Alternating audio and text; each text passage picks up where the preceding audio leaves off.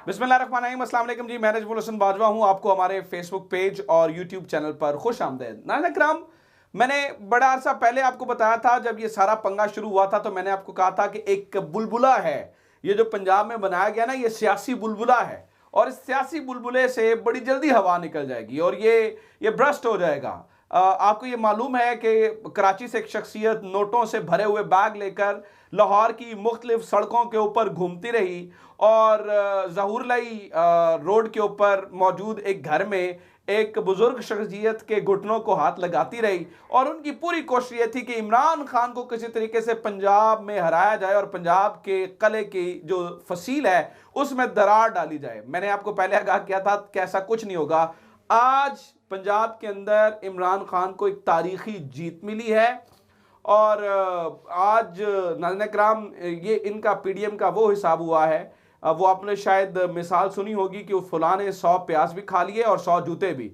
मतलब किसी मैं बड़ा छोटी सी जो है ना वो आपको वो वाकया सुना देता हूँ कि एक शख्स को ये ऑप्शन दिया गया कि भाईजान तुम्हें सजा तो मिलनी है, या 100 जूते खा लो या 100 प्याज खा लो। तो उसने कहा नहीं जी, मैं पहले 10 प्याज खाऊंगा, मैं प्याज खाऊंगा। तो 10 प्याज खाने के बाद कहता है नहीं मैं जूते खाऊंगा।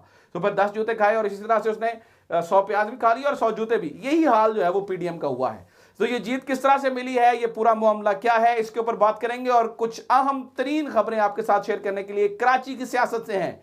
पीडीएम के वो जो एक वो पूरा गठजोड़, ये चू चू का मुरब्बा है, इसमें एक बहुत बड़ी दरार पड़ रही है और इस पर एक हंगामी मीटिंग कराची के अंदर हो रही है बिलावल हाउस में। वो मीटिंग क्या है और यहाँ वहां पे क्या हो रहा है, पंजाब के अंदर क्या हो रहा है, ये कुछ चीजें आपके साथ शेयर करने वाली हैं। लेकिन नाज़रीन किराम, सबसे पहले पंजाब की बात करते हैं। तो पंजाब के अंदर नाज़रीन किराम हुआ ये था कि जो तहरीके अदम एतमाद थी वो आनी थी और तहरीके अदम एतमाद स्पीकर और डिप्टी स्पीकर के खिलाफ यानी कि वासिक क़य्यूम और सब्तान खान साहब के खिलाफ जो आई, उसमें बहुत ज़्यादा उम्मीद थी जो यहाँ पे अपोजिशन है यानी कि पीडीएम है उसको, कि ये कामयाब हो जाएगी। वजह उसकी ये थी कि नाज़रीन किराम, ये एक खुफिया रायशुमारी से इंतखाब होता है, तो यहाँ पर इनको बड़ी उम्मीद थी कि यहाँ पर कामयाबी मिल जाएगी। लेकिन मैं अब आपको बताऊं कि इन्होंने वो नोटों से भरे हुए बैग भी घुमा के देख लिए, वो जो ताकत का इस्तेमाल करना था वो भी कर लिया, हर चीज़ हो गई, लेकिन नाज़रीन किराम वो बंदे नहीं खरीदे गए और आज इन्होंने मायूसी में आकर उस तहरीके अदम एतमाद को वापस ले लिया है। तहरीके अदम एतमाद स्पीकर और डिप्टी स्पीकर के खिलाफ जो जमा करवाई गई थी वो वापस ले ली है और उस पर अपने मुंह से ये बोल के बता रहे हैं, चूंकि हमारे पास नंबर्स पूरे नहीं थे, चूंकि हम बंदे इकट्ठे नहीं कर सके, चूंकि जो रिक्वायर्ड नंबर्स हैं 186 हमने पूरे करने थे वो नहीं कर सके हैं, इसलिए हम अपनी इस तहरीके अदम एतमाद को वापस ले रहे हैं। और ये तो लिखा हुआ था वाज़े कि इनके पास 186 पूरे नहीं हैं, इसलिए ये नहीं कर सकेंगे। तो आज ये हो चुका है। इसके बारे में पंजाब से आपको एक और खबर दे दूं।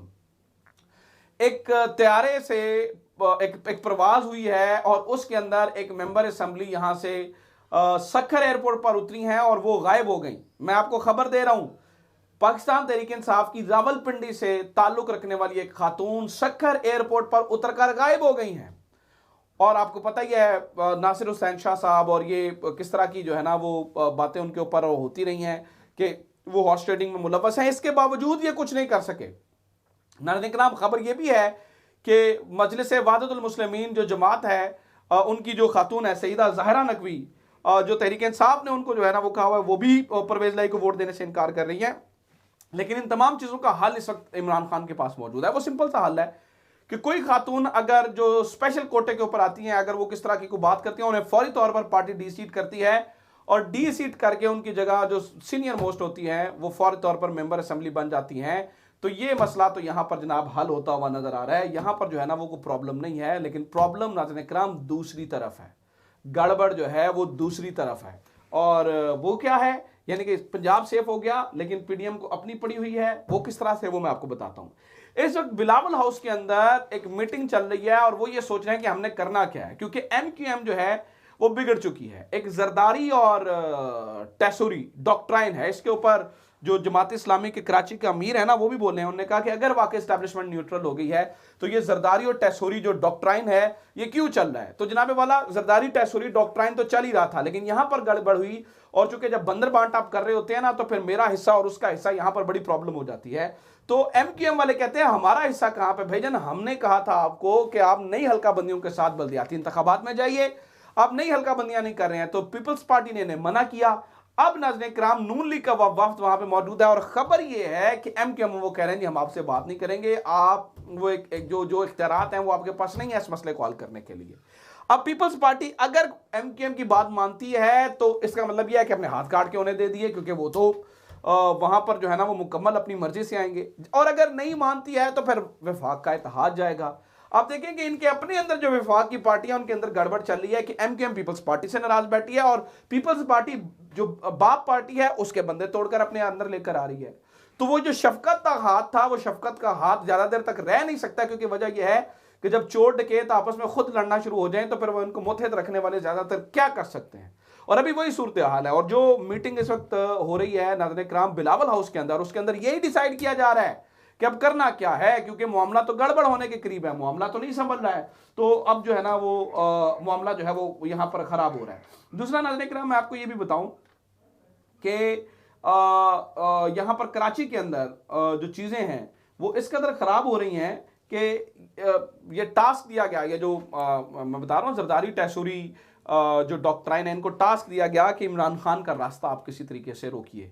यानी कि अगर आप वो 2-3 धड़ों को इकट्ठा कीजिए और 3 धड़े इकट्ठे होकर आए। अब वो 3 धड़े क्या इकट्ठे होना थे, जब वो इकट्ठे हो रहे हैं तो वो कह रहे हैं जी सबसे पहला मुतालबा तो हमारा पहले से माना नहीं जा रहा है, तो वो हल्का बंदियां तो हो नहीं रही हैं। और लिहाजा जो पीपल्स पार्टी है नाज़रीन किराम वो नए सिरे से जो है ना वो मर्दमशुमारी और हल्का बंदियां जो है ना वो करवाने के मूड में नहीं है, क्योंकि इस तरह से तो जो है ना वो तमाम जो है ना वो काम खराब हो जाएंगे। तीसरी सबसे बड़ी खबर ये है नाज़रीन किराम, आज एक इजलास हो रहा है पिंडी के अंदर कौमी सलामती कमेटी का। इसके अंदर भी बहुत सारी चीजें तय होनी है और ये फैसलों का दिन बताया जा रहा है, क्योंकि जो मुल्क की सूरत हाल हो चुकी है, खास तौर पर जो दहशतगर्दी और इकोनॉमी की, इसमें इस तरह से ज्यादा देर तक चला नहीं जा सकता है। और जो chief of the army staff है वो पहले ही अपनी जो डायरेक्शन दे चुके हैं कि जनाब तमाम स्टेक होल्डर्स को बैठना पड़ेगा, और वो पहले ही कह चुके हैं। तो आज फैसलों का दिन बताया जा रहा है कि वहां पर भी फैसले हो रहे हैं, वो नए ऑपरेशन के हवाले से फैसले हैं। और ऑब्वियसली जो मैशत का जो ताल्लुक है वो डायरेक्टली सियासी इस्तेहकाम से है, तो सियासी अदम इस्तेहकाम को कम करने के लिए किस तरह से तमाम स्टेक होल्डर्स को बिठाना है, क्या चीज़ें करनी है, क्या चीज़ें किस तरीके से मामला हल हो सकते हैं, वो वहाँ पर भी डिस्कशन जो है ना वो बड़ी बड़ी ज़ोर शोर से चल रही है। तो मामला जो है ना वो वहाँ पर भी जो है ना वो हो रहा है। तो तमाम अच्छी खबरें इस वक्त तहरीक इंसाफ के लिए मुझे लग रही हैं, चीज़ें हो रही हैं, और पीडीएम और इनके लिए जो है ना वो गड़बड़ वाली खबरें इस वक्त हमारे पास जो है ना वो मौजूद है। तो ये अब तक की अपडेट है। उम्मीद करता हूँ ये वीडियो आपके लिए इन्फॉर्मेटिव रही होगी। वीडियो शेयर करें, चैनल सब्सक्राइब करें, अपना ख्याल रखें। खुदा हाफिज़। पाकिस्तान जिंदाबाद।